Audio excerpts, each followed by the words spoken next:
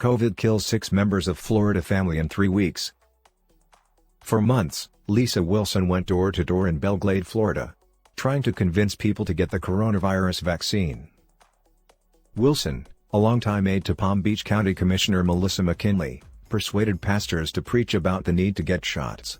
Her husband, Belglade Mayor Steve Wilson, was one of the first in the western farming community to roll up his sleeve, hoping others would follow his example.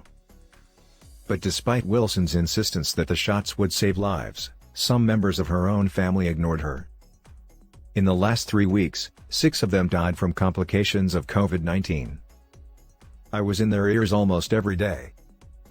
You've just got to do this," Wilson said Tuesday, reeling from the tragedy that has consumed her family. "I'm beating myself up. Should I have pushed harder?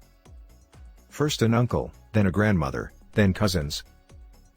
The nightmare began in late August when her 48-year-old uncle, Tyrone Moreland, died. A day after the family gathered for his funeral, her 89-year-old grandmother, Lily Mae Dukes Moreland, was hospitalized. The longtime fixture in Belglade, who had 9 children and also raised Wilson, died 24 hours later. In quick succession, 3 more cousins, including 48-year-old Shatara Dukes, and 53-year-old Lisa Wiggins, followed. On Sunday, 44-year-old Trentarian Moreland, who spent years as an assistant football coach at various Palm Beach County high schools, died from the deadly virus.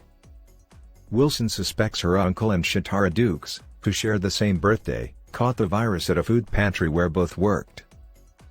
But, she said, there doesn't appear to be a link between the others. Family members who had recently visited her grandmother were tested. The results all came back negative. But, she said, her grandmother was known for inviting neighbors onto her porch and into her house to chat. "We just don't know," said Wilson. Wilson is further baffled about why her family members so steadfastly refused to get vaccinated.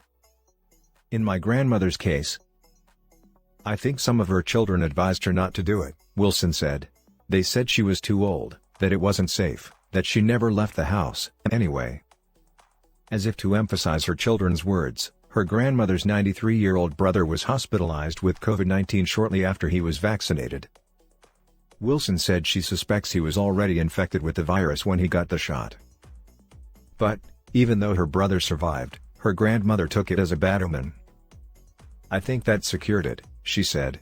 "I think that secured it." As to the others, she said, they undoubtedly were influenced by false reports on social media or from people who convinced them that the vaccine was developed too quickly and it wasn't safe. "I think a lot of them were afraid to take it," she said. But, she said, as the highly contagious Delta variant began to spread, her worries grew. She said she was particularly anxious about her elderly grandmother and her uncle, who lost one of his kidneys several years ago and was waiting for a transplant. "I told her every day, 'You've got to take it. You've got to take it,'" Wilson said. The last time she talked to her uncle during a FaceTime chat from his hospital bed, he told her he wished he'd followed her advice. "Tell all of our family to get vaccinated. It's horrible. It hurts," she said. He cried, as he gasped for air. She said she couldn't bring herself to talk to her grandmother on FaceTime.